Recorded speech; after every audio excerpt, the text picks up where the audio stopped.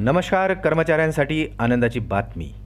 राज्यातील या कर्मचाऱ्यांच्या पगारात 5,000 पासून ते 30,000 रुपये प्रति महिना एवढ्या रुपयापर्यंतची वाढ.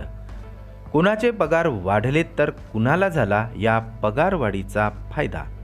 चला तर पाहूया ही सविस्तर बातमी.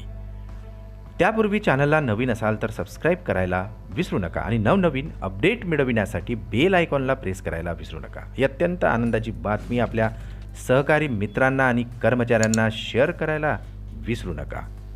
लोकसभा निवडणुकीसाठी आता अवघ्या काही दिवसांचा काळ बाकी आहे आणि भारतीय निवडणूक आयोग कोणत्याही क्षणी आगामी लोकसभा निवडणुकीची घोषणा करू शकते. आता अशा परिस्थितीत सरकारी कर्मचाऱ्यांना खुश करण्यासाठी सरकारने आता नुकतेच काही महत्त्वाचे निर्णय घेतलेले आहेत.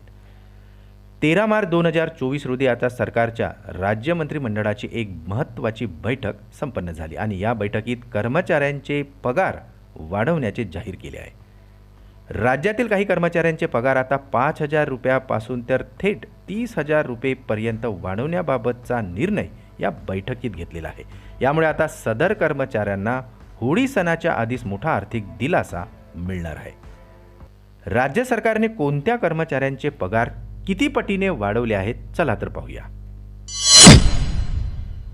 मंत्रिमंडळाच्या बैठकीत आशा स्वयंसेविकांचा पगार 5,000 रुपयांनी वाढवण्याचा निर्णय घेण्यात आलेला आहे. विशेष म्हणजे याचा लाभ नोव्हेंबर 2023 पासून लागू करण्यात येणार आहे. यामुळे आता सदर कर्मचाऱ्यांना नोव्हेंबर 2023 पासूनची पगारातील फरकाची रक्कमही मिळणार आहे.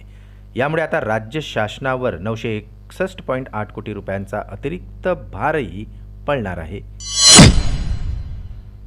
पोलीस पाटील पदावर कार्यरत असलेल्या कर्मचाऱ्यांचे देखील मानधन वाढवण्यात आलेले आहे. या कर्मचाऱ्यांचे पगार आता 8,500 रुपयांनी वाढवण्यात आलेले आहे. यानुसार आता पोलीस पाटील यांना आता 15,000 रुपये प्रति महिना एवढे मानधन मिळणार आहे.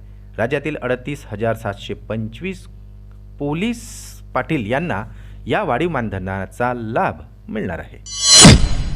यासोबतच महाराष्ट्र राज्य शासन सेवेतील वैद्यकीय तसेच दंत आणि आयुर्वेदिक महाविद्यालयातील प्राध्यापकांचे देखील पगार वाढवले गेले आहेत. या निर्णयानुसार आता सदर महाविद्यालयात कार्यरत असलेल्या प्राध्यापकांना 30,000 रुपये प्रति महिना तर असिस्टंट प्राध्यापकांना 25,000 रुपये प्रति महिना एवढे मानधन मिळणार आहे. यामुळे आता सदर प्राध्यापकांना मोठा दिलासा मिळेल अशी आशा व्यक्त होत आहे. पुन्हा भेटू आमच्या यूट्यूब चॅनलमध्ये नवीन अपडेट्ससह. तोपर्यंत आनंदी राहा. नमस्कार.